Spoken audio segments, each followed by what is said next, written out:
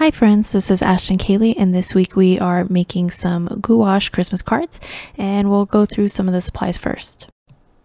I am using the Strathmore mixed media paper. This is 6 by 8 inches in a vellum finish, but you can use any watercolor paper that you like.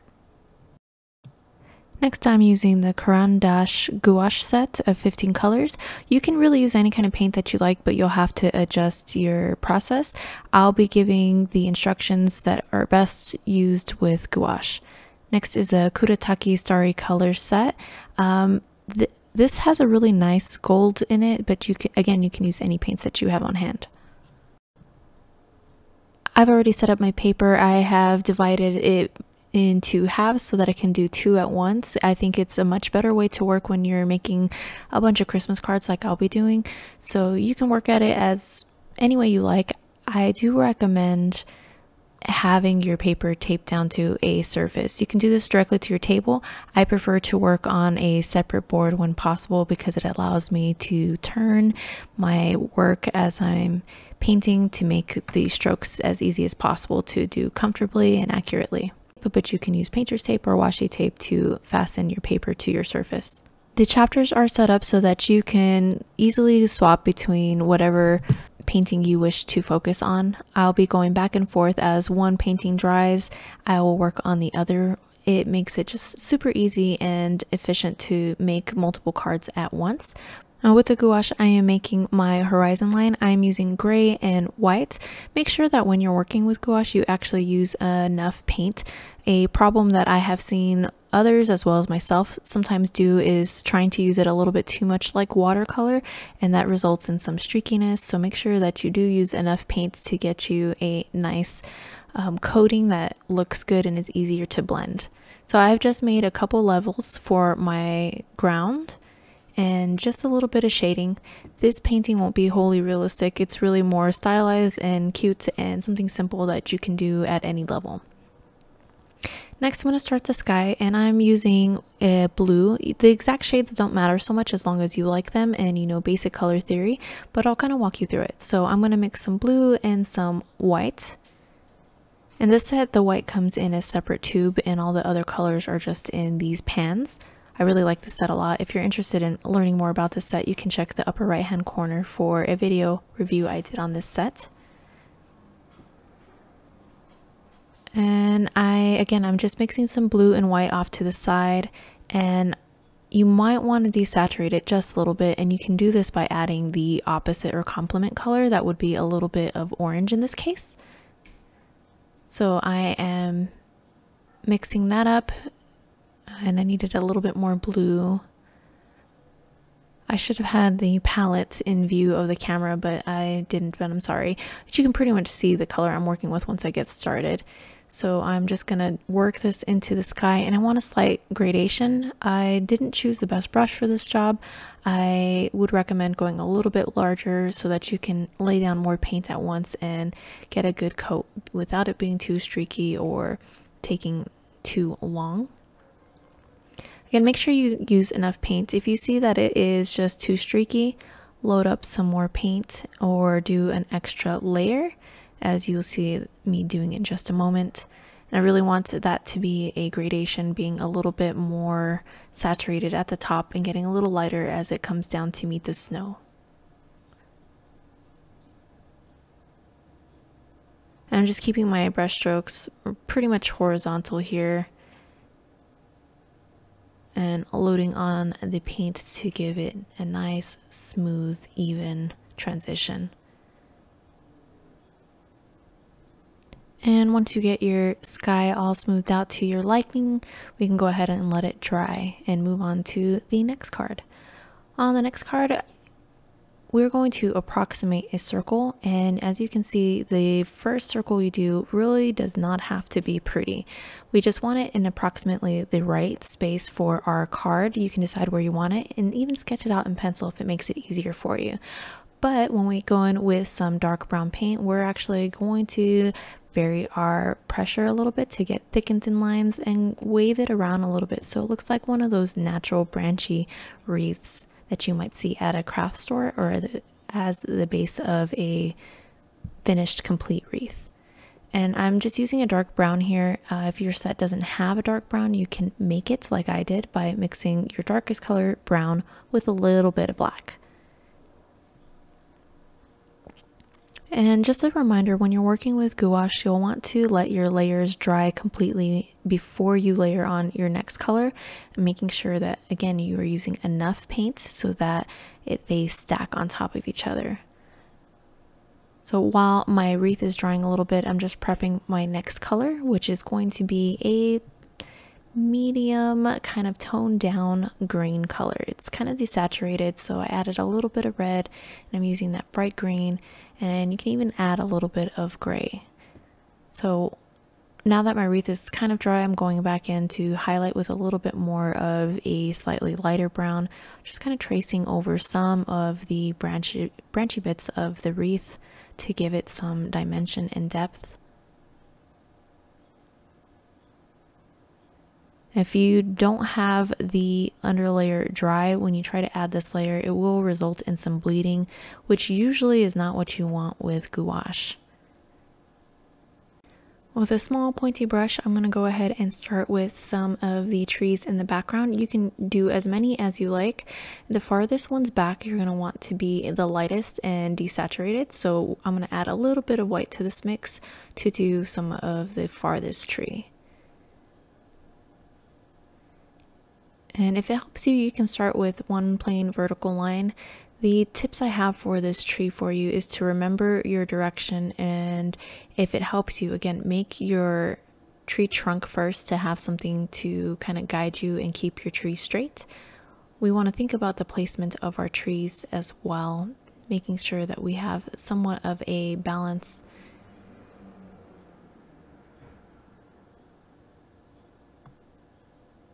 And you don't want it to be too symmetrical. You want it to look natural and organic. So remember that it shouldn't look too even on each side unless you want to go for a more illustrative or cartoony look.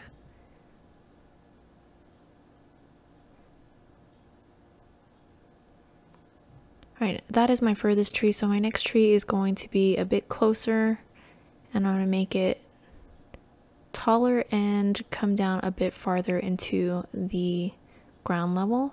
You can see the difference in the shades of green here. This one's sped up a little bit so you don't have to wait through it. These farthest trees are going to be pretty simple and not too detailed or shaded, but we want to give them somewhat of a natural triangular shape.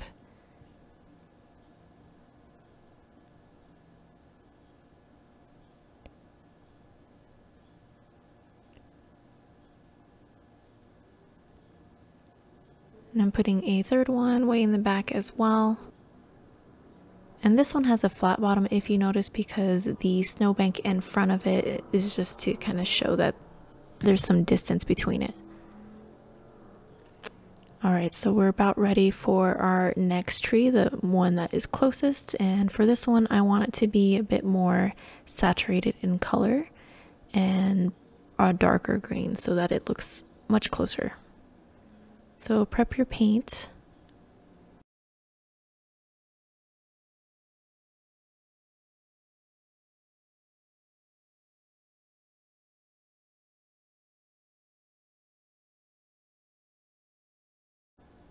And I'm just making a darker green using much more of the actual green colors. And since this one is going to be a main focal point, we want this one to look nice and detailed. So I'm starting with a line for the tree trunk. And I would suggest actually doing it in brown. As you can see, I corrected myself, trying to get it relatively straight. And we can even add in a few little branches that might show through some of the green that we put. We don't have to go too detailed with this step because it's only going to peek out just a little bit, but this will help give us a little bit of a skeleton to kind of branch off of.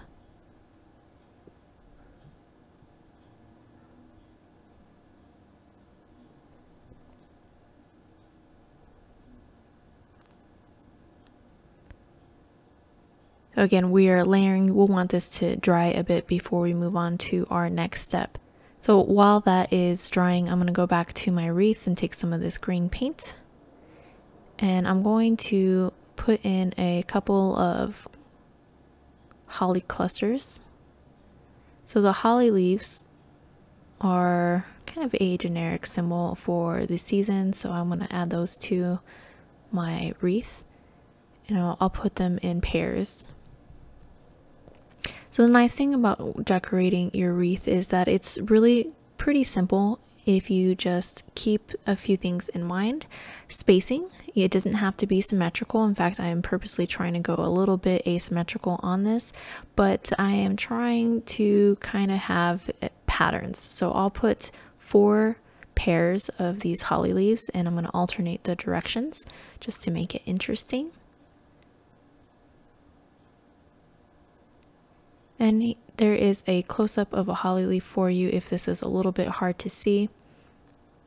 I'm just working my way around and kind of spacing them evenly, more or less. It's not exact, and that's okay.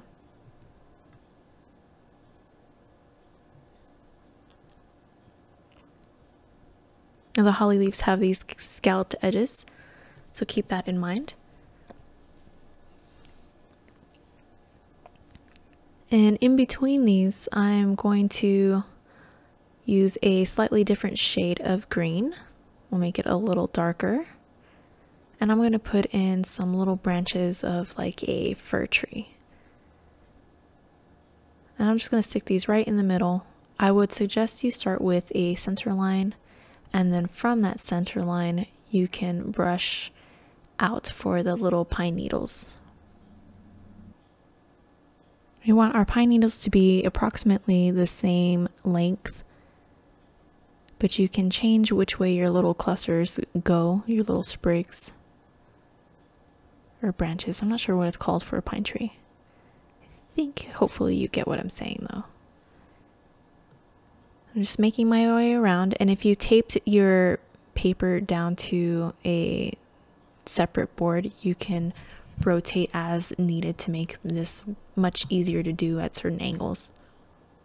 Back to our evergreen trees, we're going to take some of that green color and we're going to start building or filling out this tree.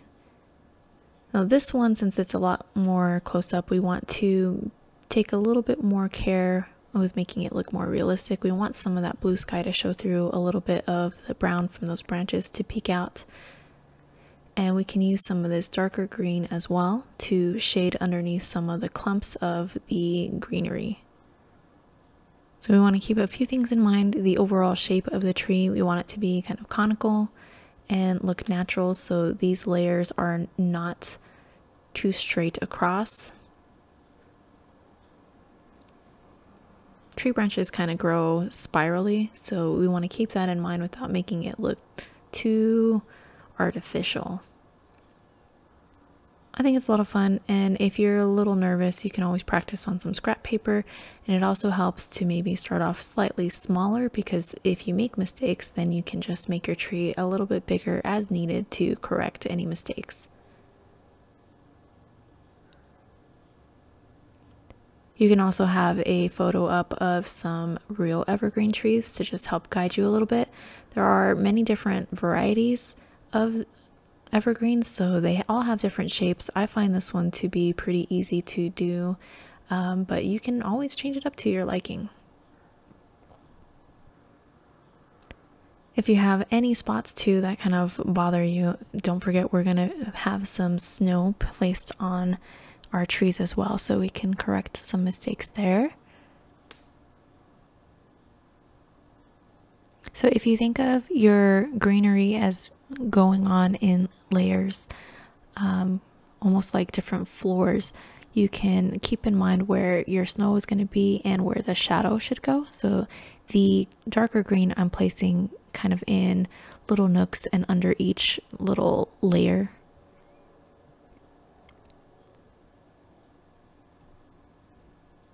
It gives it some added depth.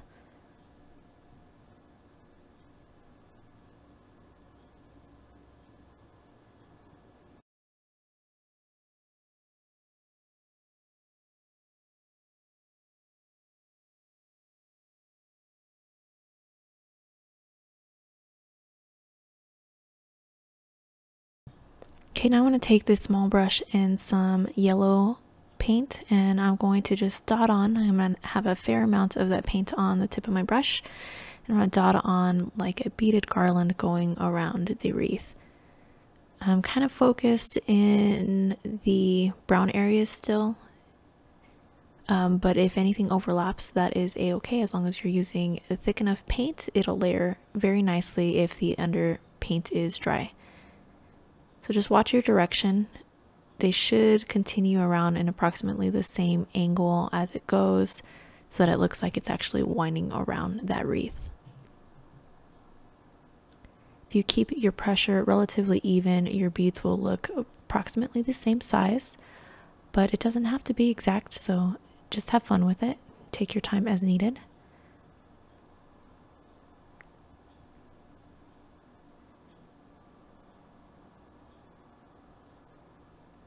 And after we get our beaded garland on, we're going to pretty much do the same idea with some red paint. We're going to dot on 2 to 3 nice dots at the point of every 2 holly leaves where they meet at the bottom of the V.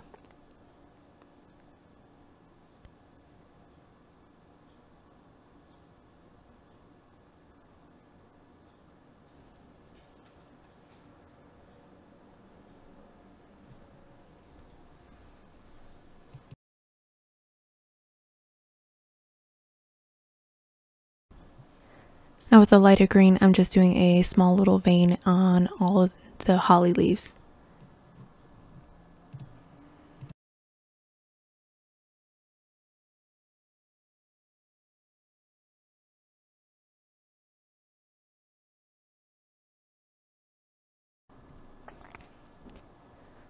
Now I'm going to take some dark brown and start some little pine cones somewhere near some of those little fir branches.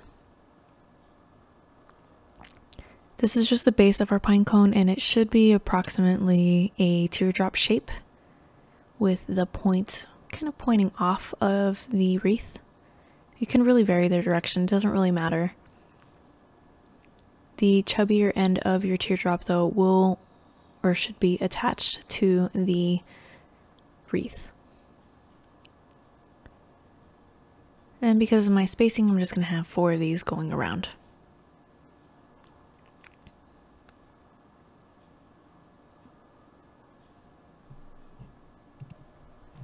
Now with a small brush and some plain white gouache, you can water it down just a little bit to make it easier to work on these smaller trees. We're going to put some snow caps on them. And if you take a look at where your layers are, we're going to just blob a little bit at the bottom of each of the layer, and we don't want it to go straight across. We want it to look natural, so you can clump them up and vary them. It shouldn't be too straight across.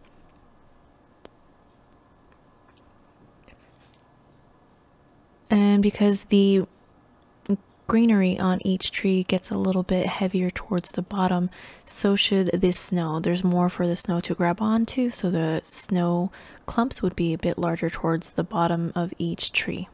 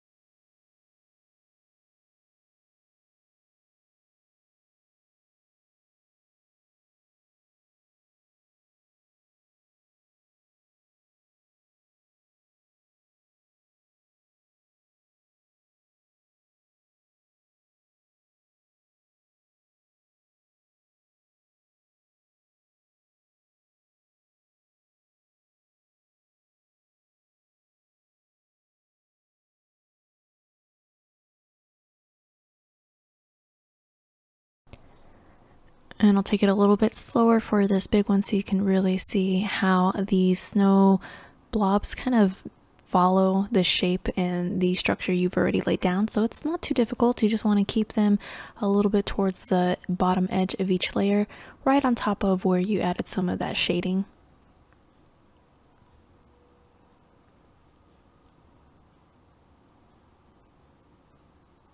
Again, make sure your paint is thick enough or you're not going to get a good coverage. The gouache paint is really only opaque if you have it thick enough.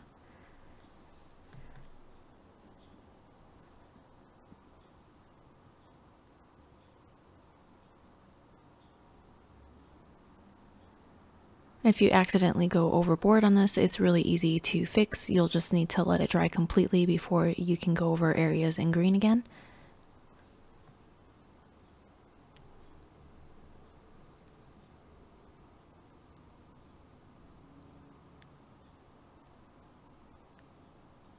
But I don't think that you can really mess it up too much. It's pretty forgiving, and if you get a little bit too symmetrical or cookie cutter looking, that is very easy to kind of make more irregular by just varying your pressure, making some areas a little bit more thick with the snow.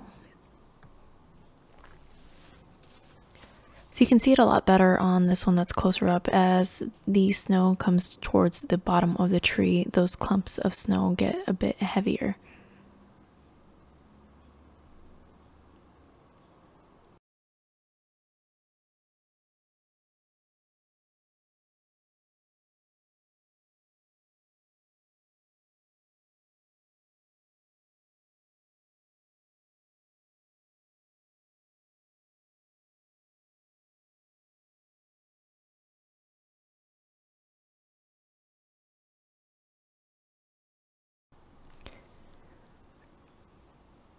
Okay, so I've thinned out the white paint just a little bit, and I am now dotting in some random snow. And again, vary your pressure so that you get different sizes, and be careful not to do your dots too uniform. The problem that most of us have is to make it end up looking like gridded paper, like a gridded dot paper. We don't want them to look too much in line. Random is actually harder to do than you think because of the way our brains work. We look for patterns, we create patterns. So make some a little clustered, vary up your size, and we can also do what everyone loves to do and splatter a little bit. So we'll get to that in just a moment. I like to dot some and splatter some just for variety, and the dots tend to be a little bit bigger, and I just like the effect of actually using both methods. When you go to splatter, you're going to need to make sure that your paint is thinned out enough to where it actually splatters and protect your surfaces. You don't want to get it all over the place. I obviously don't mind so much it all over my desk, but you might care or have some sensitive things around it. If your paint is splattering too large or not at all, you just need to water it down just a little bit more to get it to splatter a little. You want to use a small brush when you do the splatter. The larger your brush, the larger your splatter. And to me, it looks like the tree trunk is a little bit off or crooked, so I'm just going back in to straighten out the base.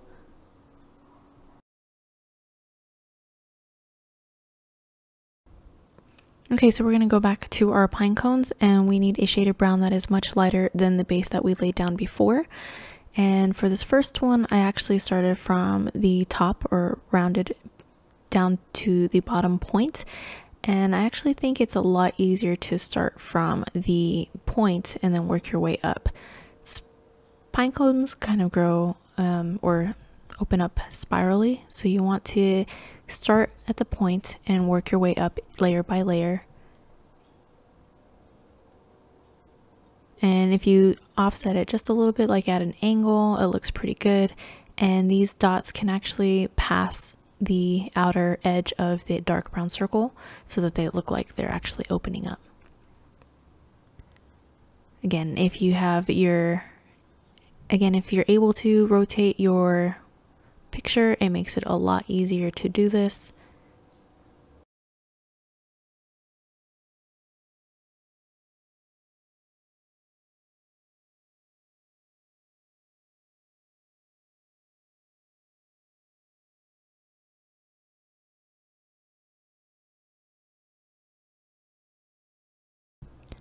Okay, now we're ready for some of the gold detailing on our wreath.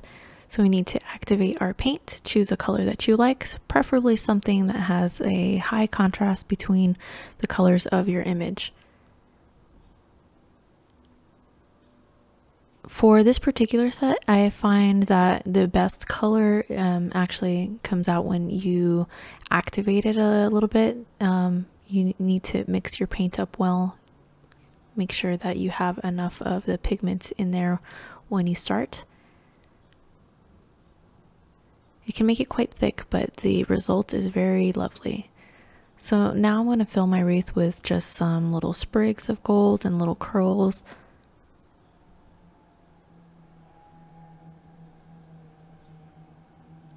It's just a nice little detail that I think looks cool.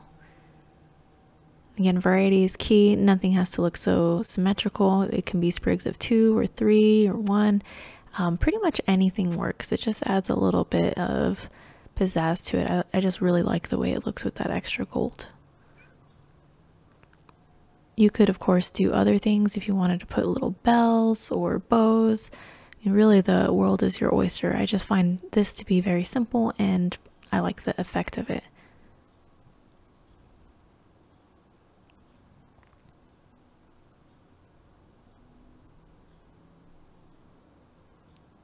The gold paint can be kind of thick, so take your time and don't have too much paint on your brush. It's kind of a balance you have to find. You want enough paint to where you get a good coverage and not so much that you don't have a point on your brush.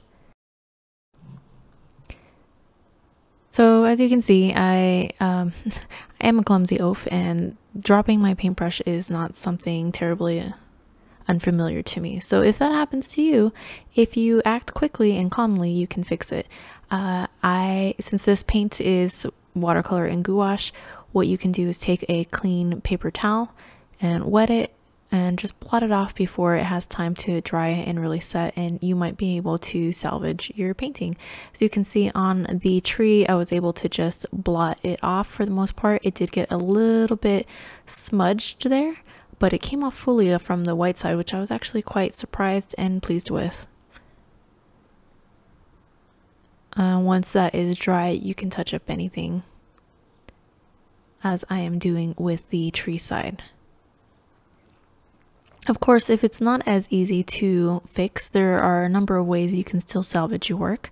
I have had to figure out creative ways to fix mistakes like that, including cutting out pieces, painting over an area I hadn't planned to, and so on. The lovely thing about gouache, though, is that it is opaque and you can layer to your heart's desire and pretty much make anything work. Alright, so we're going to add some letters to this one side, and I'm using tracing paper, but you can go about this a variety of ways. You can cut out a piece of printer paper or notebook paper. Notebook paper might be good because it actually has lines, so it can help you make sure that your writing is nice and straight. Alternatively, if you don't like your handwriting, you can also print out some lettering on the computer and try to get the sizing good, and then once you have it printed, then you can use that, as I'll show you here. I do have a video on transferring stuff to like sketches and whatnot to a art piece, so if you want to check that out, that is here. We're going to use this method where we have a piece of paper with our design, or writing in this case. The tracing paper is nice because I can really see through it and space things to my liking.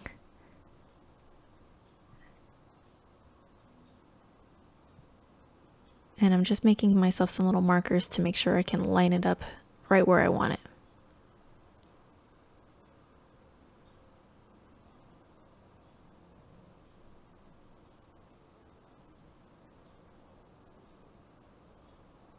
If you have the confidence to just go in and write it straight away, go for it. That's wonderful. I don't find lettering to be my strong suits, even though I do enjoy calligraphy and brush lettering. I've never felt that I was very good at it. So I'm using this method, and I'm just refining my letters a little bit to make sure I know where I'm actually aiming for when I go to transfer it. If you have too many lines and you're not quite sure, you might trace over the wrong thing, And I'll be using transfer graphite paper, which does not erase well, so keep that in mind.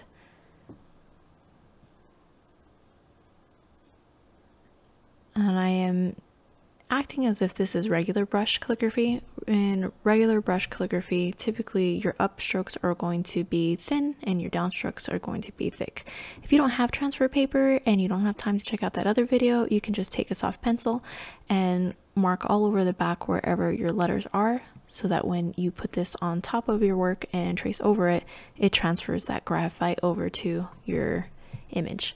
But I have some transfer paper, so I'm going to cut off a little piece and we'll use that. So you take your lettering and figure out exactly where you want it, and if possible I would recommend taping this down so that it doesn't shift on you.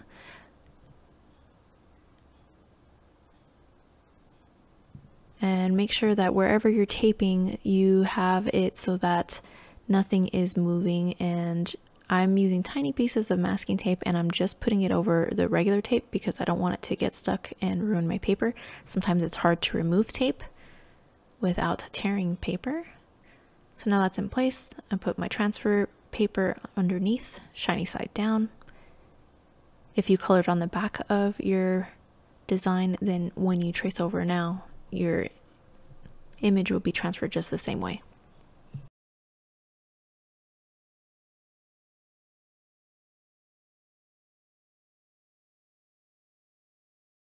So now we'll just carefully trace over the letters. And now it will be on our art piece.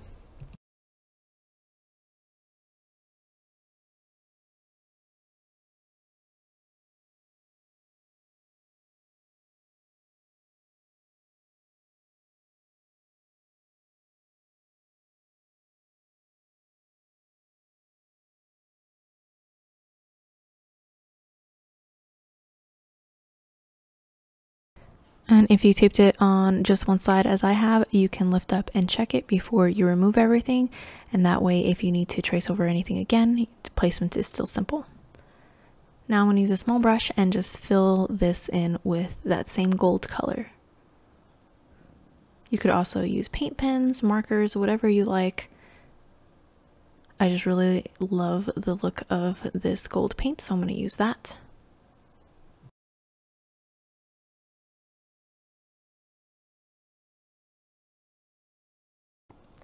Lettering can be tricky to do with brush, so take your time and break it down into multiple strokes as needed. For example, the N is at least 3 strokes. The first curve up, the thick middle piece down the middle, and then another curve up.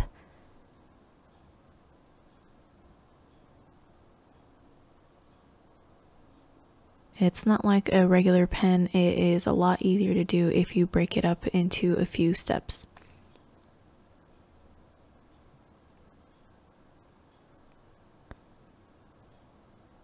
Especially if you drink as much coffee as I do.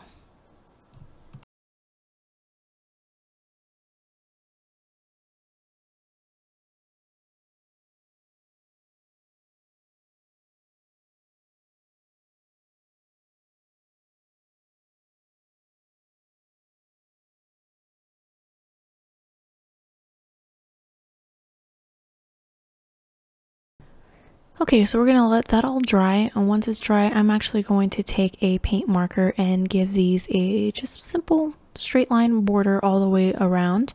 And the washi tape I'm using is quite thin, so I need a straight edge to help me get nice clean edges. I'm going to use a scrap piece of this thick watercolor paper because if I use a ruler, I'm going to end up dirtying a ruler and I don't want to do that. This paper is pretty thick, so I'm just going to use that. Line it up where I want it, and make sure if you're using paint pens, you use them as directed. Make sure you shake them up as needed.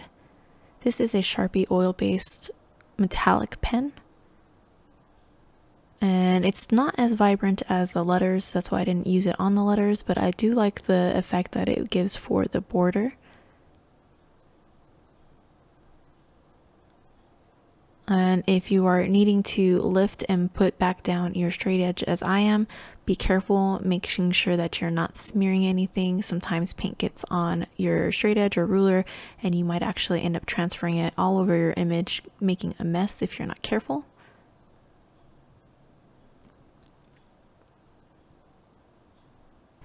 So we'll let that dry completely and then we'll remove our washi tape. Take your time when removing your tape. If you have any difficulties, you might want to try heating it with a blow dryer to loosen up some of that glue. If your tape sticks just too well, you can potentially tear your paper, ruining all the hard work you just put in.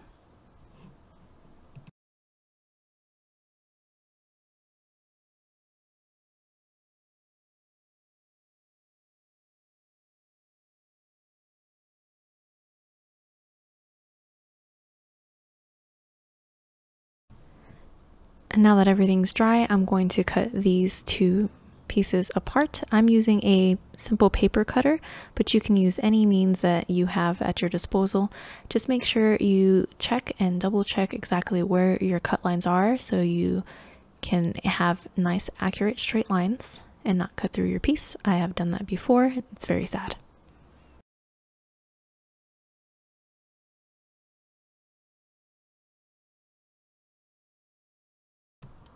Alright, so these lovely paintings are just about ready to go. You can send them out as is if you want to do more of a postcard style, or you can mount them like I'm going to do. And I'm just taking some plain cardstock.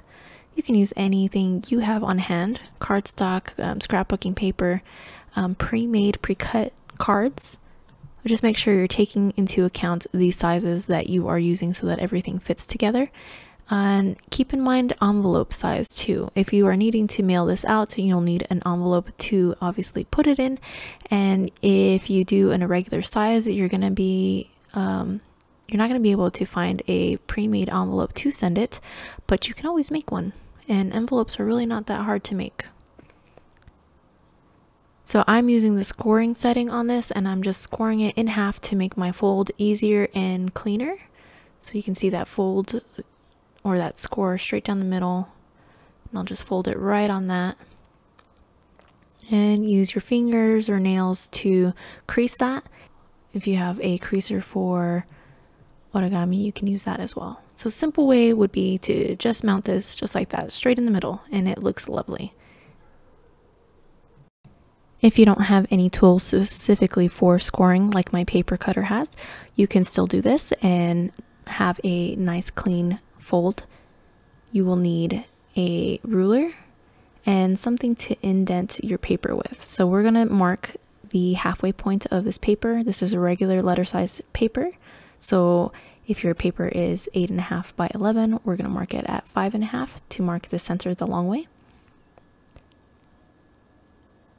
And then protect your surface somehow. You can use cardboard, more paper, whatever you have. I'm using just a cheap cutting mat. And I'm using this stylus thing. This has a point, but the point is rounded. It's soft, so it's not going to tear my paper as I run it down. You can use a knitting needle, anything you have that is not too sharp. Just can't be sharp. You don't want to tear your paper. And again, run your finger or nail along the edge to give it a nice good crease. Or if you have a tool to help your crease, you can run that along the edge as well. This is a bone creasing tool. And this one is ready to go. So we can measure if you want or eyeball it. So I want my edges all the way around to be approximately similar. So I'm going to have to trim off that top edge once I figure out where I want it. But you can see it looks good like this too. You don't have to have even edges all the way around. If your tops and bottoms are even, that's cool, as long as your sides are even with each other. And then you can attach this by using glue sticks, double-sided tape, mounting squares, regular glue, whatever you have. Just be careful with whatever glue choice you use. You want to make sure that you know the properties of it. So like Elmer's glue might result in some buckling and waving if you use a lot. That's why I like glue sticks and mounting squares, because then you never have to worry about the paper wrinkling. I like these little mounting squares. It makes it very easy.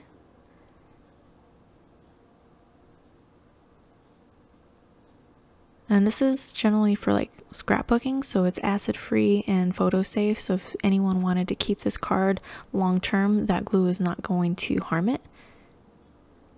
So I'm just doing a quick measurement to see approximately how much I need to trim off. Depending on the size of your papers, you can trim it accordingly. I tend to eyeball a lot of things, so I think that's okay. You don't have to have it perfect as long as you have squared corners. And that's why I like the paper cutter. It makes square corners very easy.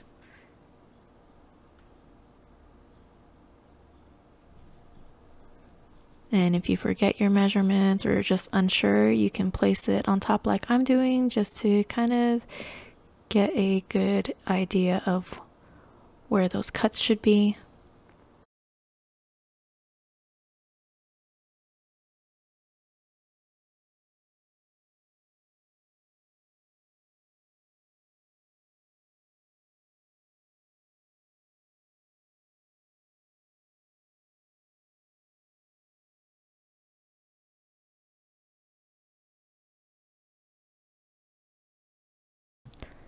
Now I'm placing my mounting squares on the corners and the midpoints on the long edge.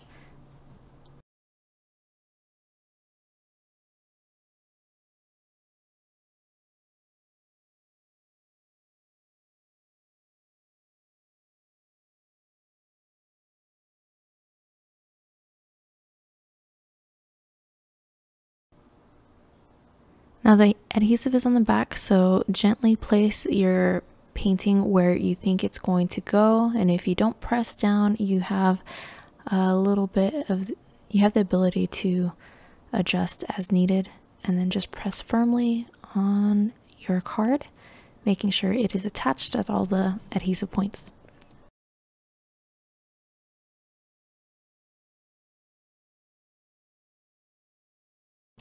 Okay, for this card, we're going to do something a little different. I like texture. Texture is very nice, and since my paper cardstock is very flat and the watercolor paper is actually smooth surface as well, I'm going to give it a deckle edge with these scissors.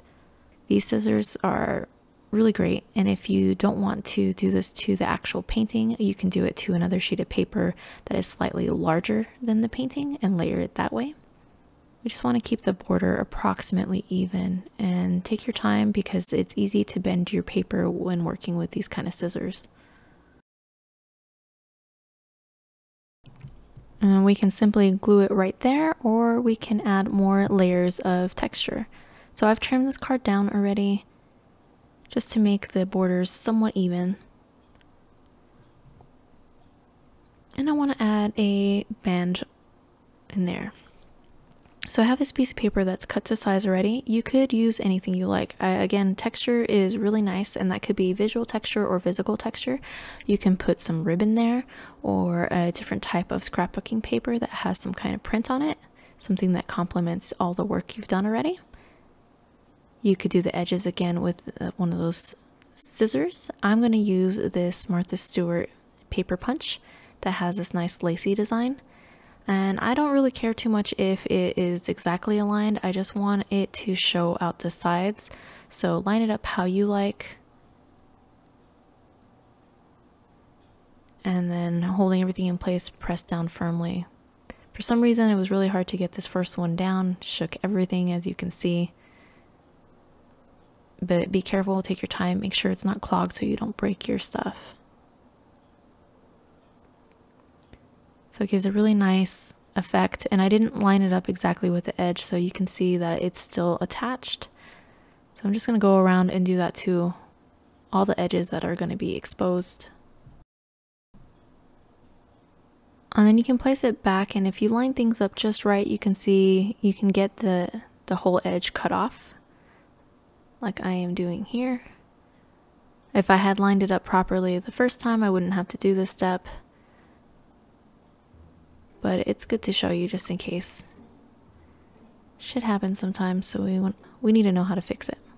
So line up your pattern and clean up those edges.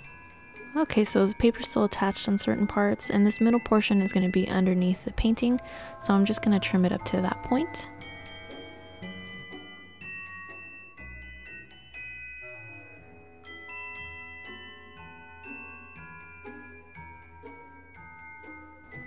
Now I'm gonna glue it all down. So I'll use the same mounting squares on the band and the painting to wrap this one up.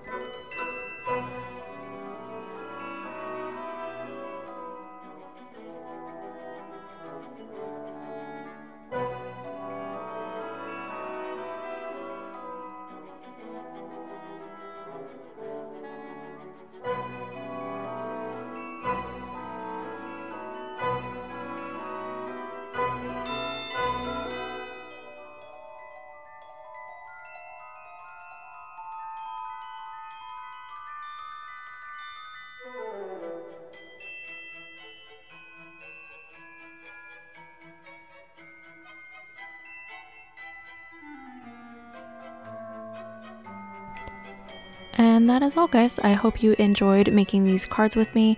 Since everything is crazy and we can't really hang out with people as we want to, it's nice to be able to have something to do that you can mail them to let people know that you still are thinking of them and that they are special enough for you to take the time to make them something so pretty.